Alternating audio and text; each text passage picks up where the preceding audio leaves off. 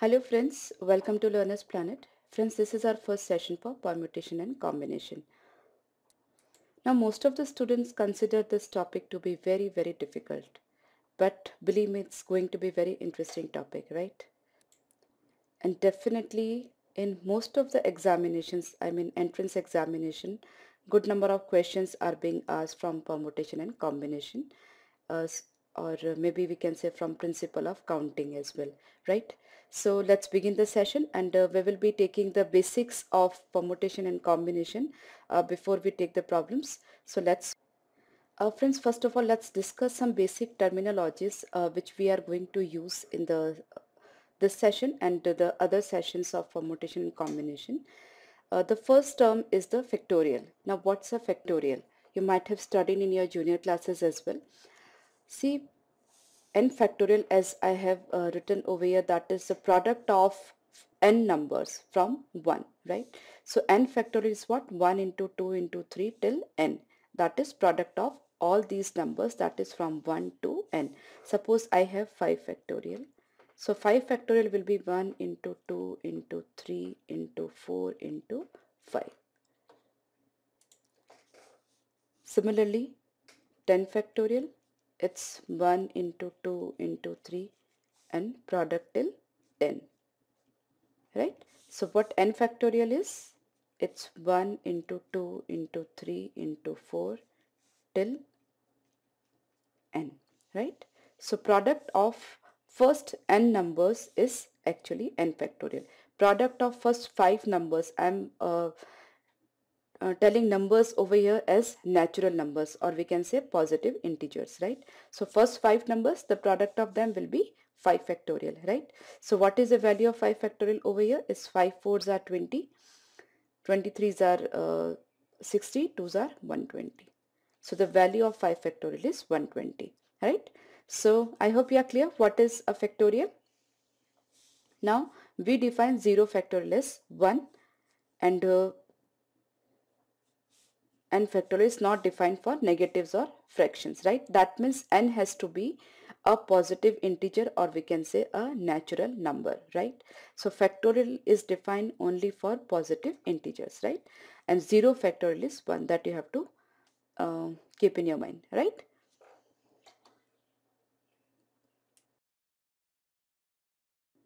Now friends, just do one or two problems on calculation of factorial. See, here we have to compute 20 factorial by 18 factorial, right? Now it's very simple thing. 20 factorial is what? It's 1 into 2 into 3, 18 into 19 into 20, right? And divided by 18 factorial. Now what 18 factorial is? 1 into 2 into 3 till 18, right? So all the terms till 18 will get cancelled, right? Okay, so we are left with 19 into 20, right? So quite a simple problems. So actually, how do we write n minus 1 factorial by n factorial is what? See, n factorial is product till n numbers, that is 1 into 2 into 3 till n minus 1 into n. And n minus 1 factorial is what?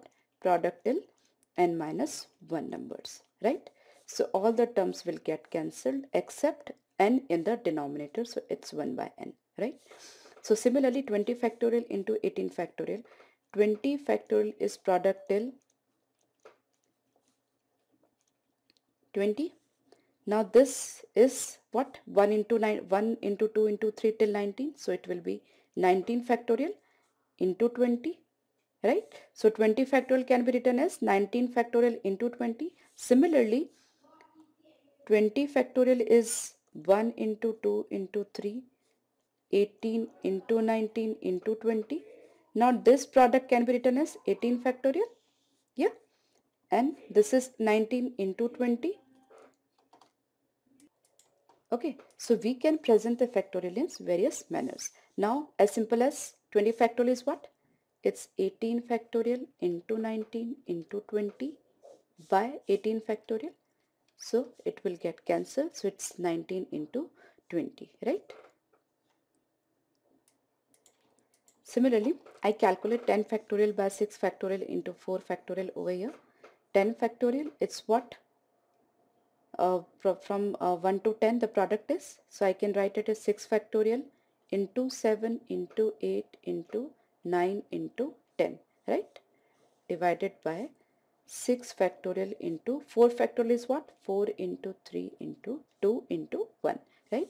So 6 factorial is getting cancelled. Then this is 4 2s are 8 and this is 3 3s are 9.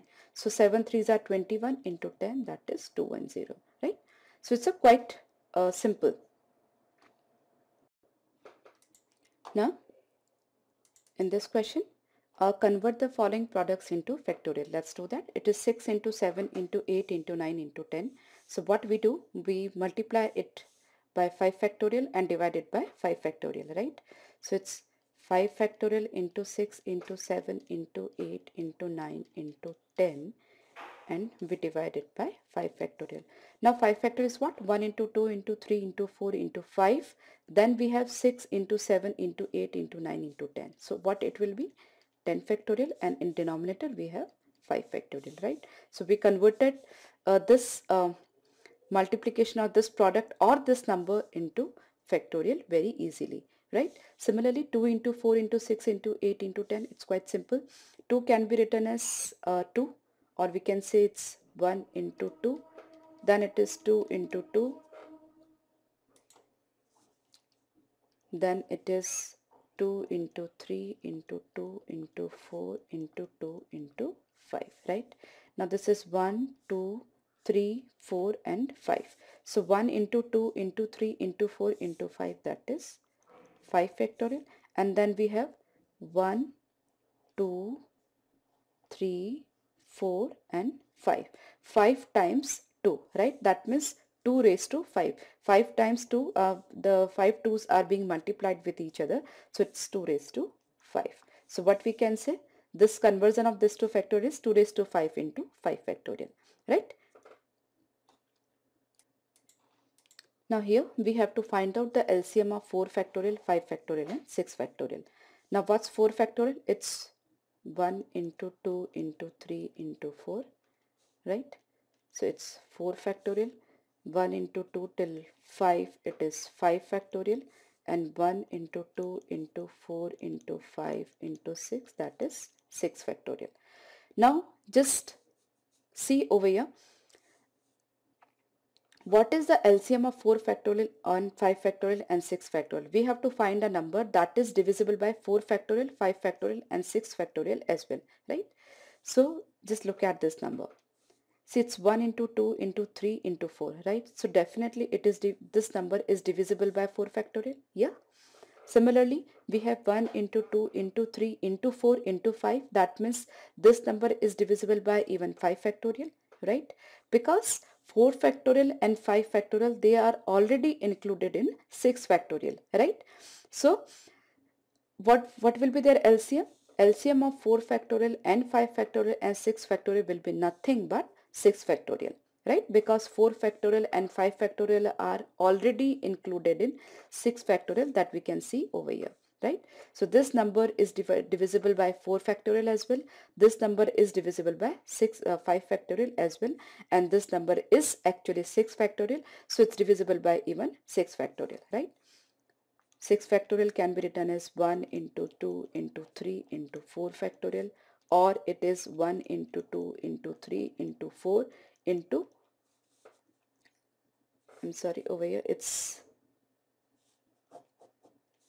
1 into 2 into 3 into 4 into 5 into 6. So what I can do is, this is 4 factorial into 5 into 6, and it's 1 into 2 into 3 into 4 into 5 into 6. So this is 5 factorial into 6, right?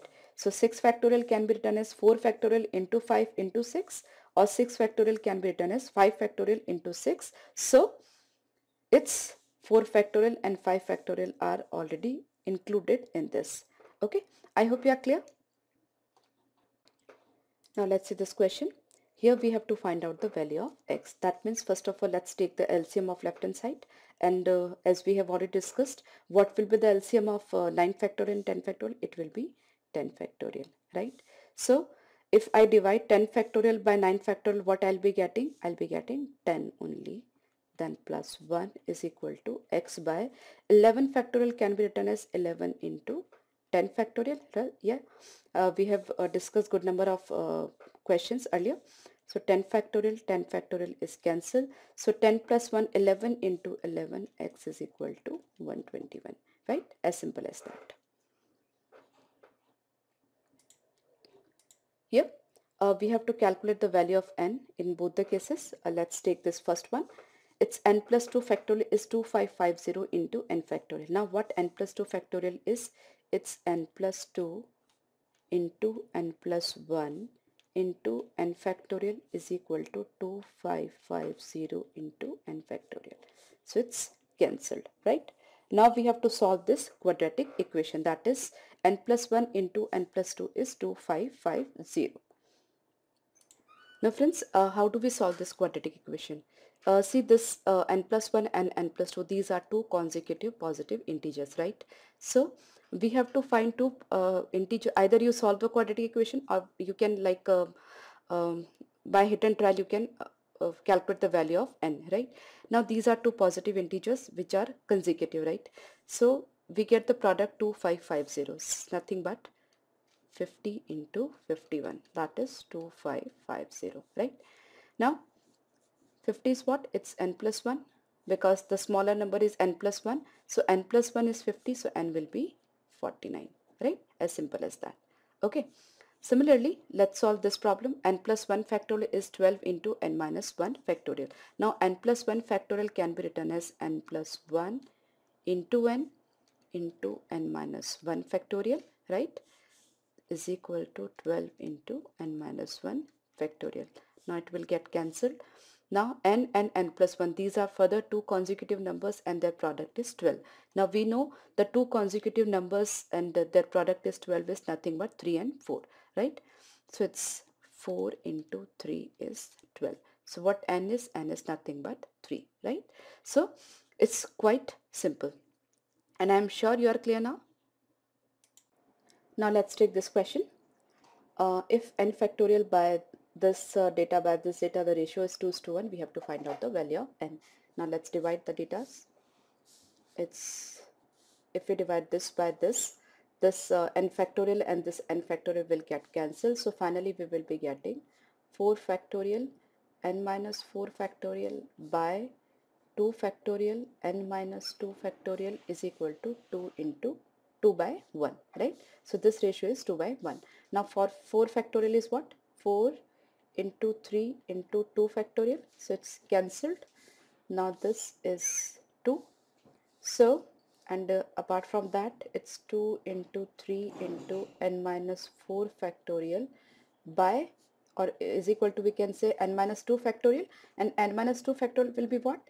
N minus 2 into n minus 3 into n minus 4 factorial, right? So it's cancelled. Now further we have two consecutive numbers and their product is 6, right? So we know the numbers. One of them must be 2 and one of them must be 3. So the bigger number must be 3 and the smaller number must be 2. That means n minus 2 is 3. So n is equal to 5, right? So the value of n is 5. Okay.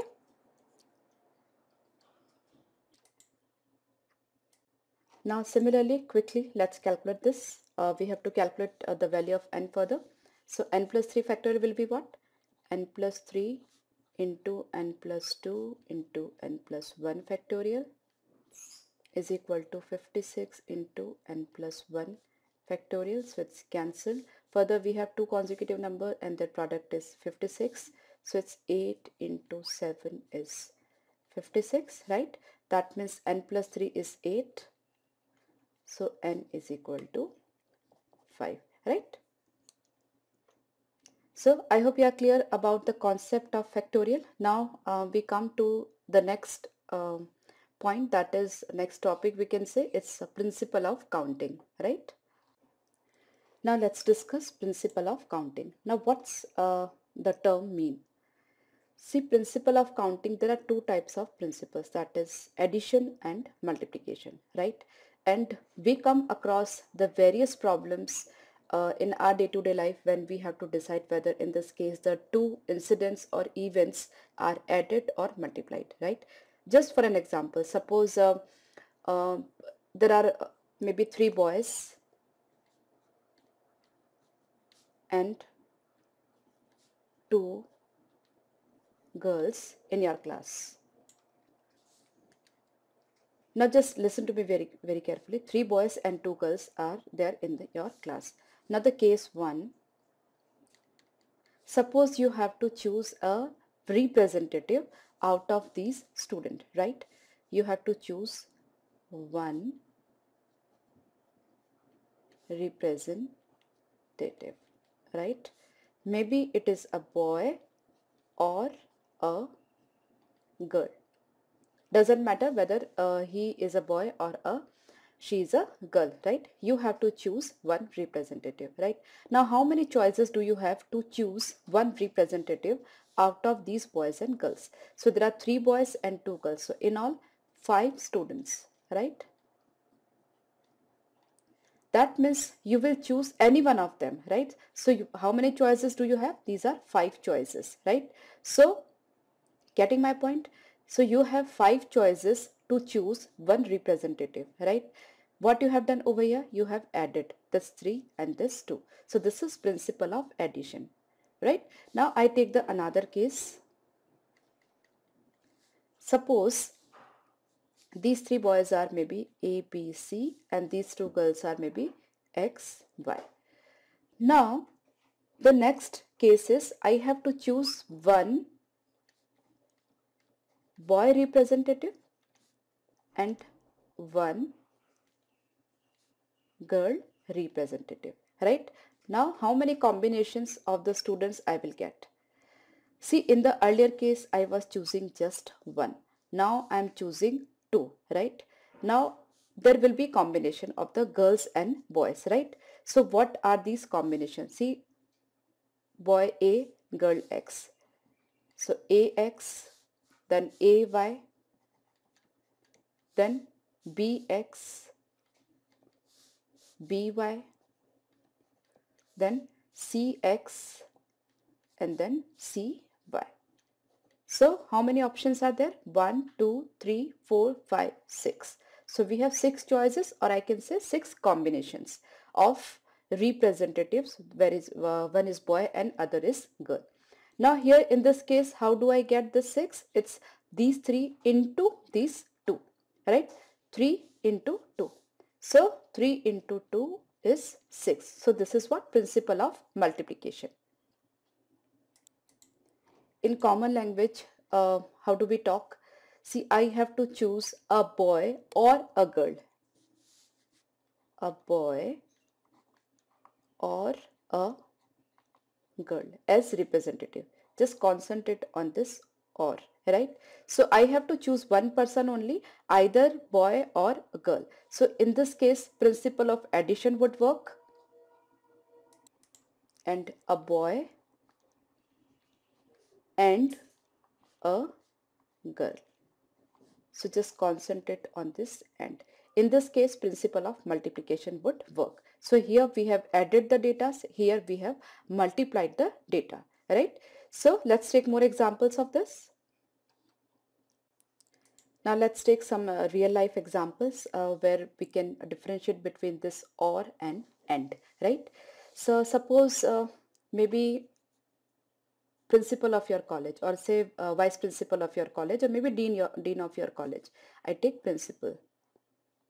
Okay, principal of your college. Now what? See, suppose there are 5 candidates, A, B, C, D and E. Now principal, the post of principal, only one person can occupy, right? So we have 5 choices, right? A, B, C, D and E. So either A or, just concentrate on this or, either A or B or C or D or E. So we will be adding these numbers. So we have 5 options, or we can say choices, right? So in how many ways can we select one principal out of these 5 principles is 5. How many ways? 5 ways, right? The next is, suppose we have to choose principal and vice principal, right? Principal and vice principal out of these 5 people, right? Now how many ways we have? Now just uh, there are, see, one person who is principal, he cannot take the position of vice principal, right? That means we have to choose one as principal and just concentrate on this and other as vice principal, right? Now what is happening? See, for first post, suppose I am choosing principal, so I have 5 options, right? Any one of them can be principal. Maybe it's A, B, C, D and E, right? Now I have chosen one, right? Now the one which is chosen, apart from that only 4% are there as remaining, right? Now I have how many choices I have for now vice principal? I have 4 choices, right? Okay, now both the things are happening simultaneously. I chose a principal and just concentrate on this and a vice principal. So I used principle of multiplication over here and I used principle of addition over here, right? Here two events are going simultaneously. That is selection of principal as well as, or selection of principal and vice principal. Principal and vice principal, right? So this is principle of multiplication and this is principle of addition. Now do not worry much about on these terminologies. In fact, it is just a common sense and you will be like getting the problem easily, right? You don't have to think much whether I have to apply principle of counting over here and principle of addition over here, which principle of counting I have to use in which case, right? It's a smooth process. After doing some problems, I think it will be cleared in your mind, right? And to be more precise, if we have to use or, then we use principle of addition, and if we are using and, then principle of multiplication is used, right? Let's take one example. Now suppose a room has 6 doors. In how many ways can a man enter the room through one door and come out through a different door? Now here just see this and, right? Two events are there, right? One is incoming and the other is outgoing. Now both the events are happening simultaneously, right? That means both the events are having with this condition, that is end, right? That means he's coming through one door and going out through the another door, right? So now when he is going out through a different door. Now when he is coming in, he has 6 choices. Now when he is going out, he has only 5 choices, because he cannot choose the same door by which he has entered, right? So while going out, he has 5 choices. So 6 incoming and 5 outgoing, and the events are simultaneous. That means both the events are happening. It's not like that either this happen or this happen. Both the events are happening. That's why we multiplied this, right? So 6 into 5, that is, he has 30 ways to do this complete event. We can say this 30 ways are there, right? And manually, suppose I have to show this. See, I have A, B, C, D, E and F, 6 doors. So he can A, come by A and go by B, A, C, A, D, A, E, A, F, right? So A, B, A, C, A, D, A, E and A, F, right? Similarly, B, C, B, D, B, E, B, F. Similarly, C, D, C, E, C, F. Similarly, D, E, D, F and then E, F. So if we are going to count, we will be getting these number of ways, right? Then we can reverse the combination also. AB, that is, instead of AB I can take BA also. That means he's entering through B and going out to from A, right? So in short, there are 6 ways of coming in and 5 ways of going out, right? So 6 into 5, 30. I hope you are clear. Now let's take this example. From Goa to Bombay, there are two routes, air and sea. From Bombay to Delhi, there are three routes, air, rail and road. Now from Goa to Delhi via Bombay, how many kinds of routes are there, right? So it's Goa to Bombay and Bombay to Delhi, right? That means now two events are happening simultaneously. That is, one is from Goa to Bombay and the other is from Bombay to Delhi. Now both the events are happening simultaneously, right? That means the person is first of all going from Goa to Bombay, then Bombay to Delhi, right? Now, how many choices one has if he is going from Goa to Bombay? There is two routes, right? And from Bombay to Delhi, there are three routes, right? So, Goa to Bombay and Bombay to Delhi. Just concentrate on this end. Goa to Bombay and Bombay to Delhi. So, 2 into 3, 6 ways will be there, right? It's very simple. We just have applied principle of multiplication over here, but simultaneously we have applied common sense, right? That is, two ways are there from Goa to Bombay and and and three ways are there from Bombay to Delhi. So 2 into 3, 6. Okay. Now from among the 36 teachers in a college, one principal, one vice principal and the teacher in charge are to be appointed. In how many ways can this be done? So now we have to make the three appointments and the three events are going simultaneously. That means all the three events are to happen, right? And okay, one principal and one vice principal and the teacher in charge. So for the first post, maybe principal, any post we have 36 options, right? These are the 36 teachers. Now one has been selected. Now the remaining people are 35 people. So out of these 35 people, we have to fill up the second position, right? So we have 35 choices. Then now we have 34 people only because two people are already appointed. So these 34 people, and we have to fill up the third post, that is teacher in charge, with this 34 people. So anyone can take the position. So we have 34 choices. Now this has to happen and this has to happen and this has to happen. That means all the three events are to happen. That means one principal and one vice principal and one teacher in charge, right? So 36 into 35 into 34, that is your answer. You can multiply. I just concentrate on the concept. So this is your answer, right? It's 35 into, is 35 plus 1, it's 35 minus 1, so it's 35 square minus 1. So 35 into, what is the square of 35? That is 1225. So it's 1224. Now you can multiply it and get the answer. Clear? So this is what the principle of counting, right? Now we will be taking some problems based on principle of counting, where we have to just think with the common sense and our day-to-day life, day-to-day mathematical understanding we have to apply, and we have to solve the problems. Right? Now friends, before we start doing problems, I just ask you a very, very simple question, right? I always used to ask this question while I'm teaching in my classrooms, and a student think like, why I'm asking so silly and so simple question, right? But believe me, I'm not able to get the right answer in just first, maybe say first call, right? See, how many five-digit numbers are there? It's just a very simple question which I'm asking to you.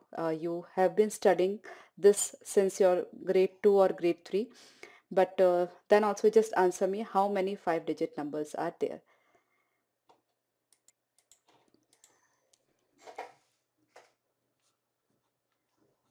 Five-digit numbers are there. How many? Okay, now you just guess.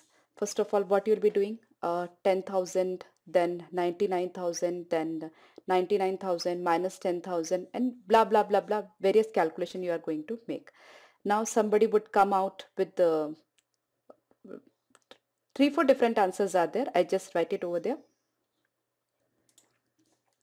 The very obvious answer is 89999. Then somebody would tell it's 9 this. Somebody would come with different answers, right? But Now how many 5-digit numbers are there? You just tell me. Now how do we calculate that? See, for 5-digit numbers we have 5 choices, right? 1, 2, 3, 4 and 5, right? Now I have to fill up each place, right? Now I have to fill up all the places, right? Now how many digits, choices of digits we have? We have 10 choices, that is from 0 to 9, right? For the first place, how many choices I'm having? See, in all there are 10 digits, so I have 10 choices, right? But in case 0 comes in the first place, we will not be getting a 5-digit number, right? So in the first place, that is at this place, we have only 9 choices. That means 0 cannot come over here. So we have 9 choices. Then at the second place, now 0 can come. In all there are 10 digits, so we have 10 choices at the second place, then third, and then fourth, and then fifth. Now we have to fill up this place and this and this and this and this. So we have to multiply all of them, and what we will be getting is 90,000, right? No addition, subtraction, deduction, nothing is required to get this answer or this answer. Do not get confused. So the answer was quite simple, that there are 90,000 5-digit numbers. But good number of students are confused, though they are studying this thing for a long time, right? So in all there are 90,000 5-digit numbers are there. Now you get this logic. Now you can find out any instead of 5, suppose you have to find out 6-digit numbers. So it's nothing but one more 0 will be there. 7-digit, one more 0 will be there. Because for the first place you have 9 choices. For other places you have 10 choices. So you'll be getting 90,000, then 9 lakh, then 90 lakh and so on. Right? So I hope you are clear with this. How many 5-digit numbers are there? This concept is clear in your mind. Now the next question is, how many 5-digit numbers are there when each digit is different? Here we have calculated all the number of all the 5-digit numbers. Now the next question is, each digit should be different, right? That means this number and this number, both the numbers are not at all allowed, right? So how many 5-digit numbers are there with each digit different? Let's do that.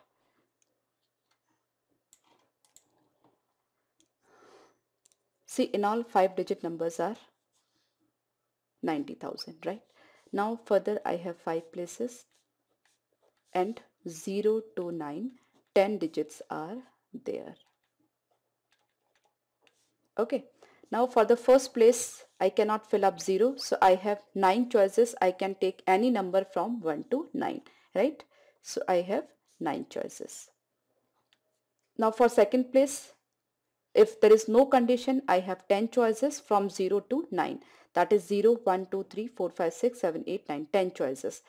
But I cannot, since we do not have to repeat the digit, that means we cannot use the digit that we have used at the first place. So now how many choices I have? In all I have 10 choices, but I cannot use the digit which I have already used. So still I have 9 choices, right? Why these two quantities are same? Because here we haven't used 0 and here we have used 0, but we haven't used the digit that is has come here already, right? So for second place we have 9 choices.